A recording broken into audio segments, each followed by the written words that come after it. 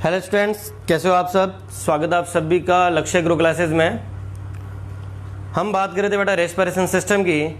एक बहुत ही लाजवाब सेशन आपके सामने लेके आया हूँ मैं बायोलॉजी का। हमने जो रेस्पिरेशन सिस्टम है उस पर रेस्पिरेशन सिस्टम में हमने उसके स्ट्रक्चर की बात कर रहे थे। तो उसमें हम बात कर रहे थे रेस्पिरेशन सिस्टम के बारे में, तो हमने स्ट्रक्चर कंप्लीट कर लिया था। उसके अलावा हमने कुछ ट्रेकिया लंग्स के स्ट्रक्चर बाकी है, फिर आफ्टर इसके मैकेनिज्म भी पढ़ेंगे हम। तो एक बार फटाफट से आप इसको लाइक और शेयर कर दीजिए फटाफट से। ओके ठीक है, चलो हम बात करते हैं। देखो ट्रेकिया के बारे में, structure of respiration. Structure of respiration, तो स्ट्रक्चर ऑफ रेस्पिरेशन में बेटा हम बात कर रहे थे ट्रेकिया की स्ट्रक्चर यानी रेस्पिरेशन सिस्टम। तो श्वसन तंत्र की संरचना के बारे में हम बात कर रहे थे, और श्वसन तंत्र की संरचना में हमने कहाँ तक देख लिया था। हमने नॉस्ट्रिल्स देखे, नेजल पासेज देखे हमने, इसके अलावा हमने लेरिंग्स देखा, हमने फेरिंग्स देखा, और इसके बाद में आज हम बात करने वाले हैं ट्रेकिया के बारे में। ट्रेकिया को हम क्या बोलते हैं बेटा, श्वास नली कहते हैं। श्वास नली, तो श्वास नली का मतलब क्या होता है, ट्रेकिया क्या होता है, ये एक तरह से विंड पाइप होता है। ये विंड पाइप बोलते हैं इसको, यानी वायु का मार्ग, या वायु पाइप कहते हैं इसको नॉर्मल से। ठीक है, इसकी जो लेंथ होती है वो कितनी मानी जाती है, लगभग 10 to 12 सेंटीमीटर मानी जाती है इसकी लेंथ, और 10 to 12 सेंटीमीटर लॉन्ग ट्यूब होती है ये, यानी 10 से 12 सेंटीमीटर लंबी नलिका होती है ये। इसके अलावा ये जो ट्रेकिया होता है, उस ट्रेकिया के अंदर एक विशेष टाइप के कार्टिलेज रिंग्स पाए जाते हैं, जिसको हम क्या कहते हैं बेटा, हाइलिन कार्टिलेज रिंग्स कहते हैं। और ये रिंग्स का नंबर कितना होता है, 16 to 20। तो ट्रेकिया में 16 to 20 कार्टिलेज रिंग्स पाए जाते हैं, जो कि हाइलिन कार्टिलेज से बने हुए होते हैं। और ये, इसको हम सिंपल में हिंदी में लिख देता हूँ यहाँ पे, हाइलिन उपास्थि के छल्ले पाए जाते हैं। ये जो हाइलिन उपास्थि के छल्ले क्या करते हैं बेटा, ये श्वास नली को पिचकने से रोकते हैं। श्वास नली को पिचकने से रोकने का कार्य करते हैं।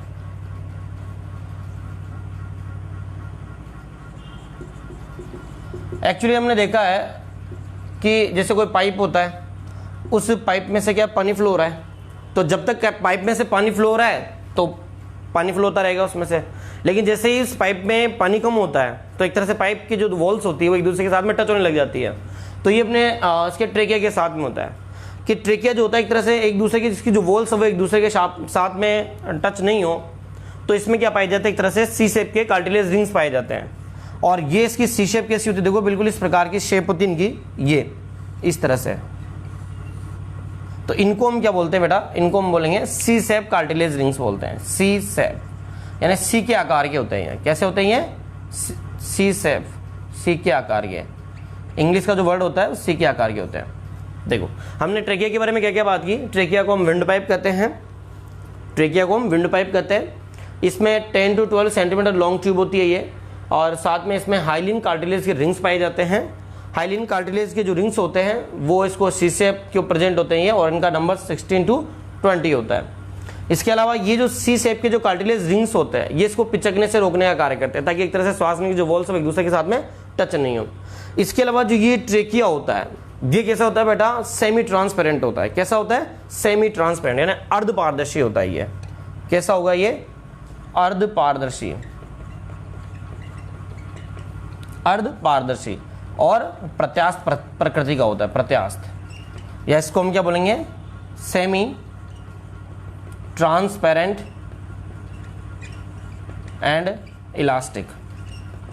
ठीक है, तो हमने किसके बारे में बात की, ट्रेकिया के बारे में बात की। ट्रेकिया में हमने देखा विंड पाइप होता है, ये वायु वाला पाइप होता है। 10 से 12 सेंटीमीटर लॉन्ग ट्यूब प्रेजेंट होती है ये। इसमें सी शेप के हाइलिन कार्टिलेज से रिंग्स प्रेजेंट होते हैं, जो कि इसको पिचकने से रोकने का कार्य करते हैं ये।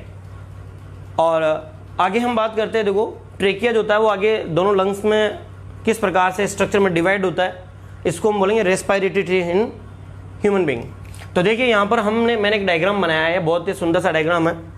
इस डायग्राम के अंदर आप क्या नोट कर पा रहे हो कि यहाँ पर जो ट्रेकिया है, ये ऊपर वाला जो पार्ट है देखो ट्रेकिया से स्टार्ट हो रहा है। तो प्रत्येक लंग्स में ट्रेकिया जो होता है वो आगे जाके दो पार्ट में डिवाइड हो जाता है।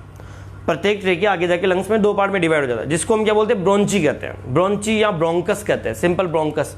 तो ट्रेकिया है, श्वास नली है, ये श्वास नली आगे जाके दो पार्ट में डिवाइड हो रही है, जिसको हम क्या बोलेंगे, श्वसनी कह रहे हैं। अब बेटा श्वसनी भी तीन प्रकार की होती है, श्वसनी फर्स्ट यानी प्राथमिक श्वसनी, सेकंड द्वितीयक श्वसनी और तीसरी तृतीयक श्वसनी।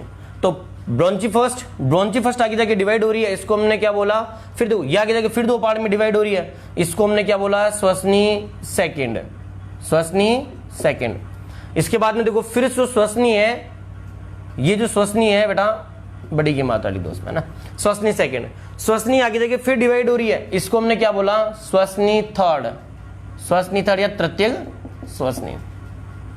इसका पहले का क्लासिफिकेशन मैं आपको बता दूं कैसा होता है। देखो वायु कैसे एंटर करती है, तो सबसे पहले वायु जाएगी कहां से, नोस्ट्रिल से, एक्सटर्नल नोस्ट्रिल्स, फिर इसके बाद में नेजल पासेज, फिर इंटरनल नोस्ट्रिल्स, फिर इसके बाद में नेजोफेरिंग्स, फिर इसके बाद में लेरिंग्स के बाद में ट्रेकिया। अब यहां पर देखो ये ट्रेकिया है, ट्रेकिया बाद में ब्रोंकिस के पास में आ गई, ब्रोंकस है, प्राइमरी, सेकेंडरी एंड ट्राइटरी। अब यहां पर आने के बाद में जो एयर है वो किस पे आ जाएगी, ब्रोंकियोल्स में, इसको हिंदी में क्या कहते हैं अपन, श्वसनिका कहते हैं, इसके पास में एयर आ जाएगी यहाँ पे। और ब्रोंकियल्स जो होता है वो भी 3 टाइप्स की होती है। फर्स्ट इसको हमने क्या बोला है, लोब्यूलर ब्रोंचियोल्स। लोब्यूलर ब्रोंचियोल्स का मतलब क्या होता है, पिंडकीय श्वसनी, पिंडकीय श्वसनी। अब पिंडकीय श्वसनी के बाद में ये किस में डिवाइड, आगे फिर आगे दो पार्ट में डिवाइड हो रही है, और इसको हम क्या कहते हैं बेटा, इसको हम कहेंगे अंतस्थ श्वसनी, अंतस्थ श्वसनी। और फिर अंतस्थ श्वसनी जो होती है वो भी आगे जाके दो पार्ट में डिवाइड हो रही है, और प्रत्येक पार्ट को हमने क्या बोला है, श्वसन श्वसनी, श्वसन श्वसनी।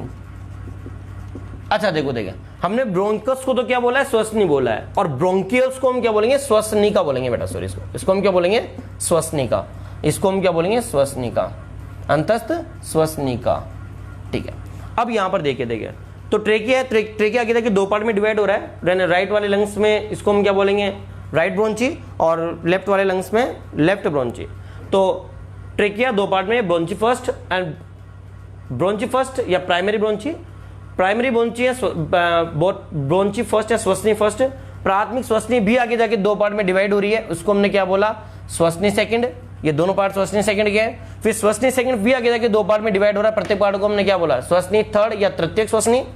और तृतीयक श्वसनी आगे जाके दो पार्ट में डिवाइड हो रहा है, उसको हमने क्या बोला, पिंडकीय श्वसनी का। पिंडकीय श्वसनी आगे जाके फिर दो पार्ट में डिवाइड हो रही है, प्रत्येक पार्ट को हमने अंतस्थ श्वसनी का, और इसके बाद में श्वसन श्वसनी का कहते हैं सर। इसके बाद में क्या हो रहा है, जो आपको ब्लू कलर की स्ट्रक्चर दिखाई दे रही है, इसमें क्या होगा, ये इसको हम क्या बोलेंगे, इसको हम कहेंगे यहां पर वायु कूपिका वाहिनी, वायु कूपिका वाहिनी। इसको हम बोलेंगे बेटा एल्वियोलाई डक्ट, एल्वियोलाई डक्ट। देखो वायु कूपिका वाहिनी जो होती है बेटा, वो आगे जाके यहां पर एक स्ट्रक्चर में खुलती है, जिसको हम क्या बोलते हैं, एट्रिया, और एट्रिया आगे जाके फिर स्ट्रक्चर में खुलता है, जिसको हम क्या बोलेंगे, एल्वियोलर सेक, एल्वियोलर सेक, या इसको हम सिंपल भाषा में क्या बोलते हैं, वायु कूपिका कोश, वायु कूपिका कोश। और वायु कूपिका कोश जो होगा वो लास्ट में, अंत में जाने के बाद में यहां पर एक ग्रेप्स लाइक स्ट्रक्चर में खुलता है, जो कि स्ट्रक्चर एंड फंक्शनल यूनिट होती है, किसकी, रेस्पिरेशन सिस्टम की, संरचनात्मक और क्रियात्मक इकाई होती है फेफड़े और श्वसन तंत्र की। इसको हम कहते हैं एल्वियोलाई, एल्वियोलाई, या इसको हम क्या कहेंगे बेटा, वायु कूपिका। एग्जाम में सिंपल सा प्रश्न आता है, एग्जाम में सिंपल सा प्रश्न आता है कि what is alveoli and what is the function of alveoli. Alveoli क्या होती है, एल्वियोलाई का क्या फंक्शन होता है, देखो इसको समझने का प्रयास करना। तो alveoli is the first structure and functional unit of the respiration system और लंग्स। यानी एल्वियोलाई जो होती है वो संरचनात्मक और क्रियात्मक इकाई होती है श्वसन तंत्र की। देखो सबसे लास्ट में क्या आ रहा है, एल्वियोलाई आ रहा है। ये एल्वियोलाई वह स्थान होता है, इसमें एक्चुअली क्या होता है, इस एल्वियोलाई वह स्थान होता है जहां पर एक तरह से गैसों का एक्सचेंज होता है, कार्बन डाइऑक्साइड और ऑक्सीजन जो होती है इनका एक्सचेंज होता है, दोनों गैसों का आदान प्रदान होता है। यही वो स्थान होता है, यानी कि सब एक तरह से रेस्पिरेटरी सरफेस अवेलेबल करवाती है, यानी श्वसन के लिए सतह अवेलेबल करवाती है। कौन? वायु कूपिका। इसके अलावा ये जो सरफेस है वो कैसे एक तरह से मॉइस्चर लविंग होती है ना, इसमें मॉइस्चर प्रेजेंट होता है। ठीक है, इसमें आरबीसी के अंदर, इसमें आरबीसी भी प्रेजेंट होती है। तो ये इसके स्ट्रक्चर भी देखेंगे हम, और किस प्रकार से वे मूव करता है या किस प्रकार से स्ट्रक्चर होती है। तो एल्वोलाई जो होती है, ये मान के चलिए कि अपने दोनों लंग्स में, अपने कितने लंग्स होते हैं बेटा? 2 लंग्स होते हैं अपने। जो अपने दोनों लंग्स के अंदर देखो यहाँ पे अपने 2 लंग्स होते हैं, और उन दोनों फेफड़ों में लगभग 60 करोड़ वायु कूपिकाएं पाई जाती हैं। 60 करोड़ वायु कूपिका पाई जाती है, 60 करोड़। तो ये 60 करोड़ वायु कूपिका इन केवल दोनों लंग्स में प्रेजेंट होती है, यानी अपने जो लंग्स होते हैं कितने कॉम्पैक्ट होते हैं। ठीक है, इसके अलावा जो रेस्पिरेशन का जो मेन इंपॉर्टेंट फंक्शन है वो यहीं पर कंप्लीट होगा। तो देखो आगे चलते हैं और आगे किस प्रकार से ये स्ट्रक्चर कंप्लीट होती है। तो आपको पता चल गया होगा कि हम किस प्रकार से इसका डिवाइडेशन करते हैं। ठीक है, तो ये तो अपना डायग्राम किसका? रेस्पिरेटरी ट्री का। अब यहां पर अपने लिए एक चीज जानना बहुत जरूरी है, बहुत नेसेसरी है। ठीक है, उसके बारे में बात करेंगे। देखो, तो एग्जाम में आप सिंपल सा प्रश्न पुटअप होता है, सिंपल सा क्वेश्चन है, what is alveoli and what is the function of alveoli. मैंने 3 फंक्शन आपको बता दिए। एल्वोलाई क्या होती है? स्ट्रक्चर एंड फंक्शनल यूनिट होती है रेस्पिरेशन सिस्टम की, और साथ में ये श्वसन के लिए सतह अवेलेबल करवाती है, रेस्पिरेटरी सरफेस अवेलेबल करवाती है। दूसरा मैंने क्या बताया, इसके एक तरह से मॉइस्चर लविंग होती है ये, और साथ में इसमें जो एक तरह से जो फेफड़े होते हैं, लंग्स होते हैं, उनको कॉम्पैक्ट करती है, उसको सघन बनाती है, ताकि एक तरह से रेस्पिरेशन हो सके। अब यहां पर देखिए आगे हम बात करने वाले हैं किसके बारे में, कि ये डिवाइडेशन किस प्रकार से हो रहा है, path of air in human. तो पथ ऑफ एयर किस प्रकार से होता है, यानी वायु का मार्ग जो होता है वो किस प्रकार से होता है मानव के अंदर, श्वसन का मार्ग किस प्रकार से होता है वो देखते हैं। देखिए, सबसे पहले एयर कहां से जा रही है बेटा? कहां जा रही है? देखो, एयर सबसे पहले एयर जा रही है बाह्य नासा छिद्र से। बाह्य नासा छिद्र, ठीक है, बाह्य नासा छिद्र से एयर किस में आएगी? नासा मार्ग में, नासा मार्ग। इसके बाद में एयर किस में जाएगी? बाह्य नासा मार्ग से अंत नासा छिद्र, अंत नासा छिद्र। और अंत नासा छिद्र से बेटा जो एयर है वो कहां जाएगी? नासा ग्रसनी में, नासा ग्रसनी के अंदर। और नासा ग्रसनी से एयर कहां जाएगी बेटा? नासा ग्रसनी से जो एयर है वो कहां जाएगी? एक तरह से ग्रसनी हो गया, इसके बाद में लेरिंग्स, जिसको हम क्या बोलते हैं? कंठ कहते हैं। कंठ से एयर है वो कहां जाएगी बेटा? जो अपना लेरिंग्स होता है उससे एयर कहां जाएगी? ट्रेकिया, यानी श्वास नली में। हिंदी में लिखो, इंग्लिश में भी लिख रहा हूं अभी, श्वास नली में। श्वास नली से जो एयर है वो कहां जाएगी? श्वसनी फर्स्ट, इसको हम क्या बोलते हैं? प्राथमिक श्वसनी, प्राथमिक श्वसनी। प्राथमिक श्वसनी से एयर कहां जाएगी बेटा? ये जाएगी अपने द्वितीयक श्वसनी के पास में, द्वितीयक श्वसनी। और द्वितीयक श्वसनी से जो एयर है बेटा वो कहां जाएगी? तृतीयक श्वसनी के अंदर, तृतीयक श्वसनी में। और तृतीयक श्वसनी से जो एयर है बेटा वो कहां जाएगी? पिंडकीय श्वसनिका में, पिंडकीय श्वसनिका। पिंडकीय श्वसनिका से एयर इसके बाद में अंतस्थ श्वसनिका, अंतस्थ श्वसनिका, और अंतस्थ श्वसनिका से एयर जो है वो श्वसन श्वसनिका, श्वसन श्वसनिका। श्वसन श्वसनिका से जो एयर होगी वो कहां जाएगी बेटा? वायु कूपिका वाहिनी के अंदर, वायु कूपिका वाहिनी में। और वायु कूपिका वाहिनी से जो एयर है बेटा वो वायु है वो कहां जाएगी? वायु कूपिका वाहिनी से एट्रिया के अंदर। और एट्रिया से जो एयर है बेटा वो कहां आएगी? वायु कूपिका कोश के अंदर, वायु कूपिका कोश। और वायु कूपिका कोश से एयर कहां आएगी? वायु कूपिका के अंदर, वायु कूपिका। और इस वायु कूपिका को हम क्या कहते हैं? एल्वियोलाई।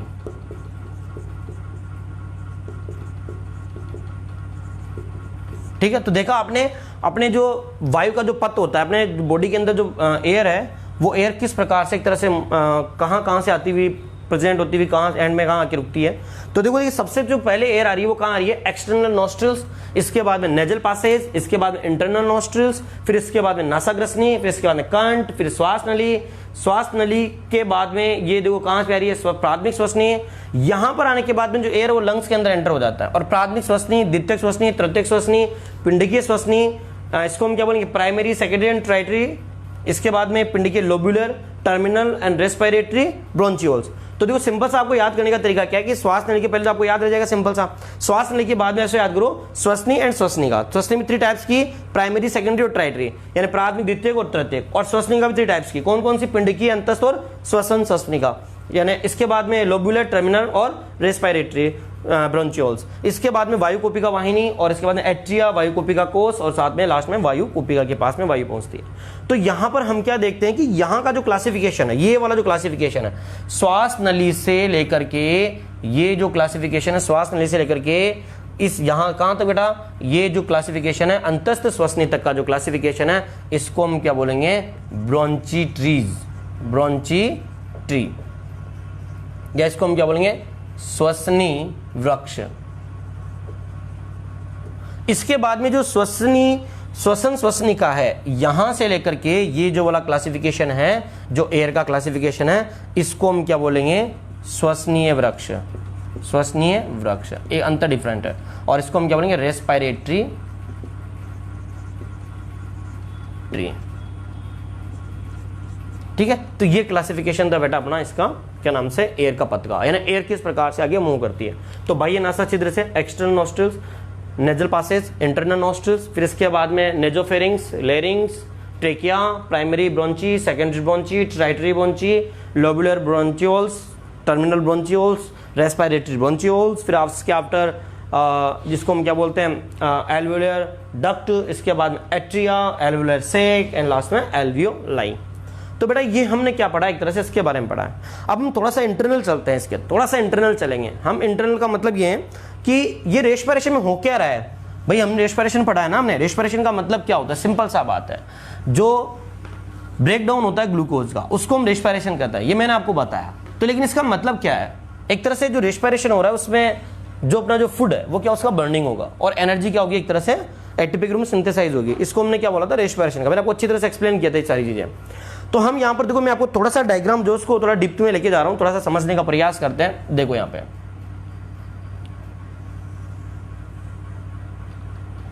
सॉरी, ठीक है,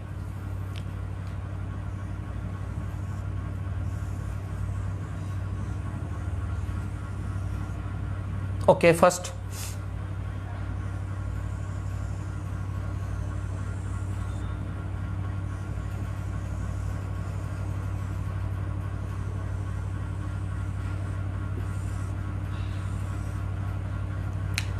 ओके, लास्ट एंड फाइनल,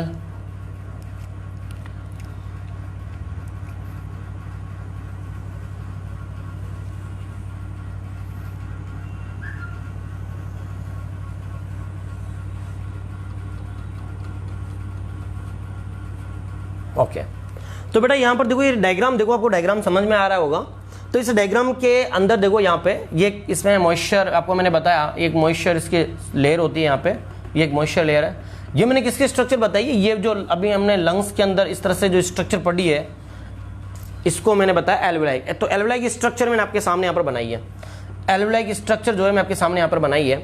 तो यहाँ पर सबसे पहले जो लंग्स है, उस लंग्स के थ्रू, मतलब जो अपने नॉस्ट्रिल्स है, नॉस्ट्रिल यानी नासा के नाक के थ्रू यहाँ पर क्या हो रही है? जो एयर है इसके अंदर एंटर कर रही है, यहाँ पे एयर एंटर कर रही है। इस किस मेथड से एंटर करेगी बेटा, वो भी हम देखने वाले हैं। फिलहाल आप उसको देख लीजिए, ये मेथड कौन सी थी? डिफ्यूजन, डिफ्यूजन ऑफ ऑक्सीजन, या इसको हम क्या बोलेंगे? ऑक्सीजन का विसरण। तो ऑक्सीजन का विसरण या विसरण विधि के माध्यम से ऑक्सीजन हमारे बॉडी के अंदर एंटर करती है।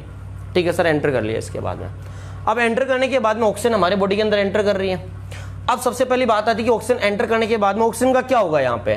तो बेटा यहाँ पर क्या पाई जाती है? एक तरह से हमारे बॉडी के अंदर आरबीसी प्रेजेंट होती है इस तरह से। इसको हमने क्या बोला? आरबीसी। ये वाला पोर्शन, इसको हमने क्या बोला? आरबीसी बोला सर। तो ये आरबीसी होती है, रेड ब्लड सेल्स होती है। तो ये रेड ब्लड सेल्स के बाद में ये जो ऑक्सीजन है, ये ऑक्सीजन यहाँ पर, ये ऑक्सीजन इसके साथ में क्या करेगी? एक तरह से रिलेशन करेगी, इसके साथ में जुड़ जाएगी। और ऑक्सीजन हीमोग्लोबिन जो होता है आरबीसी के अंदर, उसके साथ में जुड़ती है और ऑक्सी हीमोग्लोबिन बनाती है। इसको हम पढ़ेंगे आगे किस प्रकार से वर्क करती है वगैरह, जो भी है सारे के सारे। इसके बाद में जैसे ही आगे प्रोसेस होगी, उसमें क्या होगा? डिफ्यूजन मेथड से ही ये जो कार्बन डाइऑक्साइड है वो यहाँ पर एक तरह से बाहर निकल जाएगी, डिफ्यूजन मेथड से। तो तो यहां पर क्या हो रहा है, डिफ्यूजन ऑफ कार्बन डाइऑक्साइड, या इसको हम क्या बोलेंगे, कार्बन डाइऑक्साइड का विसरण। तो देखो दो प्रकार की प्रोसेस हो रही है यहां पे। फर्स्ट क्या हो रहा है, ऑक्सीजन अंदर आ रही है, ऑक्सीजन अंदर आ रही है। सेकंड क्या हो रहा है बेटा, यहां पर जो कार्बन डाइऑक्साइड वो बाहर निकल रही है, कार्बन डाइऑक्साइड बाहर निकल रही है। दो प्रोसेस हो रही है, मोस्टली दो प्रोसेस है, मेनली दो प्रोसेस है। ऑक्सीजन अंदर आ रही है, कार्बन डाइऑक्साइड बाहर जा रही है। अब जैसे ही यहां पर आती है तो ये जो मैंने आपको लेयर बताई है, ये क्या, कैपिलरी की लेयर है, ये कैपिलरी है।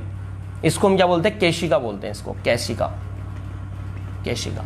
इसके अलावा अगर हम बात करें ये जो स्ट्रक्चर यहां पर, तो दो प्रकार की स्ट्रक्चर है यहां पे। एक तो यहां पर पल्मोनरी आर्टरीज, ये जो वाला पोर्शन है ये किसका, एक तरह से from pulmonary artery. Pulmonary artery का मतलब क्या होता है, इसको हम बोलते हैं फुफ्फुसीय धमनी। और यहां पर जो नीचे आपको जो इस तरह से दिखाई दे रहा है, इसको हम क्या बोलेंगे, pulmonary vein, to pulmonary vein. इसको हम क्या बोलेंगे, फुफ्फुसीय शिरा। ठीक है सर, तो दो लेयर हो गए यहां पे। एक तो ये दो कैपिलरीज के बीच में आरबीसी प्रेजेंट है यहाँ पे। अब देखो बेटा होगा क्या है पे, रेस्पिरेशन में होता क्या है वो समझ लीजिए, पहले का थोड़ा सा समझ लीजिए। यहां पर मैंने बना दिया क्या, हार्ट। क्या बनाया मैंने यहाँ पे, हार्ट। ओके, क्या बना दिया मैंने यहाँ पे, हार्ट। दिखाई दे रहा है, डायग्राम आ रहा है, बिल्कुल पूरा आ रहा है। ठीक है, ओके ओके ओके, ये मैंने बना दिया हार्ट। हार्ट के अंदर कितने चैम्बर होते हैं ह्यूमन बॉडी में, 4 चैम्बर होते हैं। अब हार्ट यहाँ थोड़ी होता है सर, लंग्स आप यहाँ बना रहे हो, हार्ट यहाँ बना रहे हो। मैं ओनली जस्ट रफ डायग्राम बनाना हो समझाने के पर्पज से। ये हार्ट अपना, और हार्ट के अंदर 4 चैम्बर होते हैं। ह्यूमन बॉडी में कितने चैम्बर होते हैं, हार्ट में 4 चैम्बर होते हैं। राइट तरफ राइट एट्रियम और लेफ्ट तरफ लेफ्ट एट्रियम। फिर नीचे तरफ इसी तरह से राइट वेंट्रिकल और लेफ्ट वेंट्रिकल। तो ये तो कौन सा हो गया अपना, राइट एट्रियम, ये लेफ्ट एट्रियम, और ये राइट वेंट्रिकल और ये लेफ्ट वेंट्रिकल। तो 4 चैम्बर हो गए ह्यूमन बॉडी के अंदर। अब यहां से क्या होगा, ये जो लंग्स है, इस लंग्स से ट्यूब लाइक स्ट्रक्चर यहां से जुड़ी होती है इस तरह से। इसको हम क्या बोलते हैं, पल्मोनरी पल्मोनरी वेन। क्या बोलेंगे इसको, पल्मोनरी वेन। मैं चलो पूरा लिख देता हूं, पल्मोनरी वेन। एक्चुअली तो लॉजिक समझना पड़ेगा पल्मोनरी वेन का थोड़ा सा, है ना, अभी मैं बता रहा हूं। और इसको हिंदी में क्या कहेंगे, फुफ्फुसीय शिरा। ओके, अब यहां से देखो, इसको समझने का प्रयास करना, पूरा रेस्पिरेशन सिस्टम समझ में आ जाएगा। थोड़ा सा यहां ध्यान लगा के देखना बढ़िया ढंग से। अब यहां पर क्या होगा, ये ट्यूब लाइक स्ट्रक्चर है जो कि कहां जा रही है, लंग्स में। ये सारी स्ट्रक्चर किस में लोकेटेड है बेटा, किस में प्रेजेंट है, लंग्स के अंदर है। ये स्ट्रक्चर जो मैंने बनाई है, इसको खोल के बनाया मैंने यहाँ पे, इस तरह से अपना लंग्स है ये, और इस लंग्स के अंदर ये मैंने आपको बनाया इस तरह से। तो ये लंग्स के अंदर है, इस तरह से इसको मैंने बनाया। यहां पर ये जो लेफ्ट एट्रियम होता है उसके पास मैंने एक स्ट्रक्चर बनाई, इसको हमने क्या बोला, पल्मोनरी वेन का है। इसके अलावा यहां पर एक नीचे और एक स्ट्रक्चर होती है जिसको हम क्या बोलते हैं बेटा, यहां पर इस तरह से, इसको हम क्या बोलते हैं, पल्मोनरी आर्टरी। पल्मोनरी आर्टरी, इसको हम क्या बोलते हैं, फुफ्फुसीय धमनी। मैं फिर कह रहा हूं, हम यहां पर रेस्पिरेशन पढ़ रहे हैं, न कि हम हार्ट मैकेनिज्म पढ़ रहे हैं। इसलिए दिमाग में ये चीज कतई नहीं डालनी है कि सर बिल्कुल आप जो डायग्राम बना रहे हो वो बिल्कुल 4 चैम्बर वाला 3rd क्लास वाला डायग्राम बना रहे हो। ये हम पढ़ेंगे, लेकिन समझाने की पर्पज से बना रहा हूं। अब समझिए, यहां से ऑक्सीजन आ रही है, ऑक्सीजन को कैरी कौन करेगा, हीमोग्लोबिन। हीमोग्लोबिन उसको कैरी कर लेगा। अब यहां पर बेटा जो कैरी होता है वो 2 टाइप से हो सकता है, यानी ऑक्सीजन जो होता है उसका ट्रांसपोर्टेशन 2 टाइप से हो सकता है। यानी ऑक्सीजन का जो परिवहन होता है वो परिवहन 2 प्रकार से हो सकता है। एक तो हो सकता है प्लाज्मा के साथ में, यानी प्लाज्मा जो ब्लड के अंदर जो प्लाज्मा पाया जाता है, जो हल्का क्षारीय तरल होता है प्लाज्मा, वो प्लाज्मा इसको कैरी करता है। तो एक तो होता है विद प्लाज्मा सेल्स, या इसको आप बोल सकते हो प्लाज्मा के साथ में, प्लाज्मा के साथ। और नंबर 2 होता है हीमोग्लोबिन के साथ। किसके साथ में, हीमोग्लोबिन के साथ, हीमोग्लोबिन के साथ। अब देखिए हीमोग्लोबिन को हम सिंपल लैंग्वेज में क्या बोलते हैं, HB कहते हैं। क्या कहते हैं, HB। बहुत ही खतरनाक है ये, थोड़ा सा समझने का प्रयास करना है इजीली तरीके से, बहुत ईजी तरीके से समझा रहा हूं। तो एक्चुअली क्या होता है, लगभग ये मान के चलिए कि अप्रोक्सीमेटली 2 से 3% जो है वो तो कंडीशन होती है प्लाज्मा के साथ में, यानी जो ऑक्सीजन आती है वो एक तरह से आरबीसी के प्लाज्मा के साथ में घुल जाती है और एक तरह से बॉडी के अंदर चली जाती है। ठीक है, सिंपल सा 2 से 3%। बाकी ये 80 से लगभग 98% जो है वो कितना कौन सा पाया जाता है, हीमोग्लोबिन के साथ में। यानी ऑक्सीजन आ रही है और हीमोग्लोबिन जो है वो ऑक्सीजन को कैरी करेगा और क्या बनाएगा बेटा, वो बनाएगा ऑक्सी हीमोग्लोबिन, HbO2 बना लेगा। क्या बना लेगा, ऑक्सी हीमोग्लोबिन। ये तो यहां पर क्या है, हीमोग्लोबिन है, हीमोग्लोबिन। और ये यहां पर क्या है, ऑक्सीजन है। और ये यहां पर क्या बनेगा, ऑक्सी हीमोग्लोबिन बनेगा, ऑक्सी हीमोग्लोबिन। अब एक क्वेश्चन मैं आपके लिए छोड़ देता हूं यहां पे, बहुत सिंपल सा क्वेश्चन है बेटा मेरा, है ना। आपको कमेंट करके बताना है इसमें, फटाफट से कमेंट कर देना है जो भी बच्चे फटाफट से देख रहे हैं। आपने पढ़ा होगा कि सर आपने एक चीज तो बताई है हमारे को, रेस्पिरेशन में एक चीज आपने नोट की है कि जब किसी भी मेटल के साथ में या एलिमेंट के साथ में ऑक्सीजन एडिंग होती है, ऑक्सीजन जुड़ता है, तो उसको ऑक्सीडेशन बोलते हैं, नॉर्मल पढ़ते हो आप। तो क्या रीजन है कि यहां पर जब ऑक्सीजन के हीमोग्लोबिन के साथ में जब ऑक्सीजन हीमोग्लोबिन के साथ में जब ऑक्सीजन ऐड होती है तो इसको हम क्या कहेंगे, ऑक्सीजनीकरण बोलेंगे, ऑक्सीजेनिक बोलेंगे या ऑक्सीडेशन बोलेंगे। फटाफट से कमेंट करके बताइए, फिर लास्ट में जब कंप्लीट होगा तब मैं आपको इसका रीजन बताऊंगा फटाफट से। अब यहां पर क्या होगा, हीमोग्लोबिन जो है ऑक्सीजन को यहां पर कैरी कर लेगा और क्या बनाएगा, ऑक्सी हीमोग्लोबिन बना लेगा। ऑक्सी हीमोग्लोबिन बनाता रहेगा, बनाता रहेगा, बनाता रहेगा, बनाता रहेगा। अब एक समस्या क्या आती है, ये ऑक्सी हीमोग्लोबिन जो होता है वो जैसे ही इस लंग्स से बाहर आता है, जैसे ही लंग्स सेल्स होती है उस लंग्स के सेल से बाहर आता है, यानी पल्मोनरी वेन के अंदर आता है, तो ये हीमोग्लोबिन जो होता है, ऑक्सी हीमोग्लोबिन जो होता है, इसका एक तरह से ये 2 पार्ट में डिवाइड हो जाता है, वापस वही हीमोग्लोबिन और साथ में ऑक्सीजन में। तो यहां पर भी एक प्रोसेस होती है, ठीक है। अब यहां पर क्या हो रहा है, देखो ऑक्सीजन आया हीमोग्लोबिन के साथ में जुड़ा और कहां पर आ गया, देखो यहां पर। तो ऐसा ब्लड जिसके अंदर ऑक्सीजन प्रेजेंट होती है उसको हम क्या बोलेंगे, प्योर ब्लड कहते हैं, इसको हम क्या बोलते हैं, प्योर ब्लड। और जिसमें ऑक्सीजन एब्सेंट होती है उसको हम क्या बोलेंगे, इम्प्योर ब्लड। तो बेटा 2 सेल्स होती है अपने ब्लड कार्पसेल्स, कितने टाइप्स की होती है, 3 टाइप्स की, आर्टरीज, वेन एंड कैपिलरीज। तो आर्टरीज जो होती है उसमें हमेशा प्योर ब्लड फ्लो होता है, प्योर ब्लड फ्लो होता है आर्टरीज के अंदर, प्योर ब्लड फ्लो होता है आर्टरीज में। और जो वेन्स होती है उसमें कैसा होता है, इम्प्योर ब्लड फ्लो होता है, ओनली जस्ट वेन्स में, नॉट पल्मोनरी वेन्स। तो आर्टरीज में प्योर ब्लड फ्लो होता है और इसका जो डायरेक्शन होती है वो हार्ट से ऑर्गन्स की ओर होती है आर्टरीज में। और जो वेन्स होती है उस वेन्स में जो डायरेक्शन होती है ब्लड की वो कौन सी होती है बेटा, वो होती है ऑर्गन्स टू हार्ट, ठीक है। इसके अपोजिट 2 एक्सेप्शन और है। फर्स्ट मैंने आपको बताया पल्मोनरी वेन। पल्मोनरी वेन जहां पर वेन में प्योर ब्लड फ्लो होता है, सॉरी वेन में इम्प्योर ब्लड फ्लो होता है। वेन का मतलब क्या है, शिरा। अपने जो डॉक्टर इंजेक्शन लगाता है वो किस में लगाता है, सिरों में लगाता है, नसों में लगाता है, नस बोलते हैं ये जो दिखाई दे रही है पर नॉर्मल, जिसको नॉर्मल आसानी से जिसको इंजेक्शन लगाता है, सब जानते हैं उसको। तो जो शिरा होती है, फुफ्फु से जो शिरा होती है, उस फुफ्फु से शिरा में कौन सा ब्लड बहता है, प्योर ब्लड बहता है। बाकी ऑल जितनी भी वेन्स है उसमें कौन सा बहेगा, अशुद्ध रक्त बहेगा। तो जितनी भी शिराएं होती है वो शिराएं यहाँ से, जितनी भी जो शिराएं होती है वो शिराएं यहाँ पर एक तरह से सुपर वेना कोवा और इंफीरियर वेना कोवा, इसके माध्यम से जो ब्लड है वो एक तरह से राइट एट्रियम में लाके डाल देती है। यानी इसमें कौन सा ब्लड आ रहा है, इसमें ब्लड आ रहा है बेटा कार्बन डाइऑक्साइड वाला, जिसमें डीऑक्सीजनेटेड, सिंपल वर्ड है डीऑक्सीजनेटेड। तो पूरा का पूरा चेंबर इससे भर गया, समझना। और जो प्योर ब्लड है जो पल्मोनरी वेन से ला रहा है, वो पल्मोनरी वेन कहां से ला रही है इस ब्लड को, ये ला रही है लंग्स से। कहां से ला रही है, लंग्स से ला रही है। इसमें कौन प्रेजेंट है, ऑक्सीजन प्रेजेंट है। और किस में डाल देगी, लेफ्ट एट्रियम में डाल देगी। दोनों chambers, right atrium and left atrium.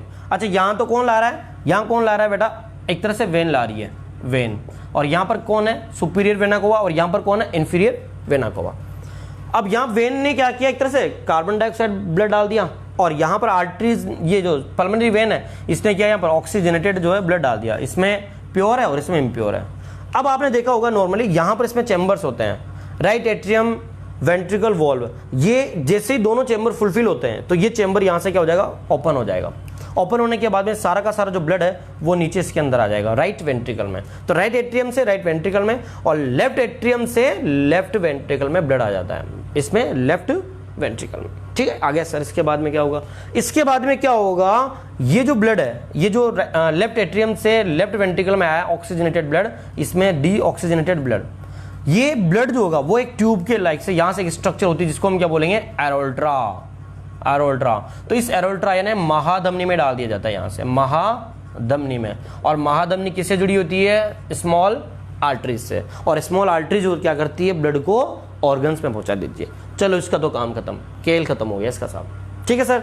इसके बाद में क्या होता है, जो इम्प्योर ब्लड था वो राइट एट्रियम से राइट वेंट्रिकल में आ गया। इसके बाद में जो ब्लड है वो राइट वेंट्रिकल से कहां आएगा? सिंपल सा सर, ये इसको हमने क्या बोला है? इसको हमने बोला है पल्मोनरी आर्टरी। हमने ये भी तो कहा था आर्टरीज में तो कौन सा ब्लड फ्लो होता है? Pure blood. But pulmonary artery में कौन सा ब्लड फ्लो होता है? इम्प्योर ब्लड है, डीऑक्सीजनेटेड ब्लड, अशुद्ध रक्त बहता है। और ये अशुद्ध रक्त कहां जाएगा? इसमें जो ब्लड का डायरेक्शन होगा वो कैसा होगा? इसमें जो ब्लड होगा बेटा वो कहां जाएगा? इसमें ब्लड किसके पास में जाएगा? लंग्स के पास में। तो वापस वही लेने का कार्य है। अब क्या सर, इसमें जो वापस कैरी करेगा इसको, कार्बन डाइऑक्साइड का जो ट्रांसपोर्टेशन होगा वो किसका होगा? क्या इसमें हीमोग्लोबिन वापस यानी ब्लड जो ट्रांसपोर्टेशन करेगा क्या? नो, इसमें इसका ट्रांसपोर्टेशन हीमोग्लोबिन नहीं करेगा। अब यहां पर क्या होगा, एक्चुअली समझिए पहले ना, ठीक है, इसको समझते हैं पहले। अब यहां पर क्या होगा, ये जो हमने बात की किसके बारे में? हमने बात की यहां पर इम्प्योर ब्लड की। तो इम्प्योर जो ब्लड होता है वो कहां जाएगा? लंग्स की सेल्स में। लंग्स की सेल्स में आ गया, लंग्स सेल्स में। इसको हमने क्या बोला? From pulmonary artery to pulmonary vein. अब इसके बाद में देखिए, इसके बाद में ये जो कार्बन डाइऑक्साइड वाला जो ब्लड है उसमें से कार्बन डाइऑक्साइड सेपरेट हो जाएगी, और सेपरेट होने के बाद में यहां पर क्या हो जाएगा? डिफ्यूजन मेथड से ये एक तरह से बाहर निकल जाएगी। तो दो मेथड हो रही है, ऑक्सीजन एंटर कर रही है, कार्बन डाइऑक्साइड बाहर निकल रही है। तो ये प्रोसेस होता है किसके अंदर? अपने रेस्पिरेटरी सिस्टम में। तो ये मैंने आपको मैकेनिज्म नहीं बताई है, मैंने फिलहाल आपको मैकेनिज्म नहीं बताया, मैंने एक जनरल मेथड बताया कि कैसे होता है। तो हम बात कर रहे थे मोस्टली कि ऑक्सीजन का ट्रांसपोर्टेशन कैसे होता है। ये इंपॉर्टेंट कॉन्सेप्ट है, ऑक्सीजन का ट्रांसपोर्टेशन कैसे होता है। ऑक्सीजन का ट्रांसपोर्टेशन फर्स्ट होता है प्लाज्मा के साथ में, जो कि 2 से 3% होता है। साथ में दूसरा सेकंड कौन सा होता है? हीमोग्लोबिन के साथ में भी होता है, जो कितना होता है? 98% के आसपास होता है। तो इसमें क्या होता है, जो हीमोग्लोबिन होता है बेटा, वो हीमोग्लोबिन इसके साथ में मिलता है बेटा, किसके साथ में? हीमोग्लोबिन जो होता है ऑक्सीजन के साथ में मिलता है एंड ऑक्सी हीमोग्लोबिन का फॉर्मेशन करता है, ऑक्सी हीमोग्लोबिन का निर्माण कर लेगा। ठीक है, यहां तक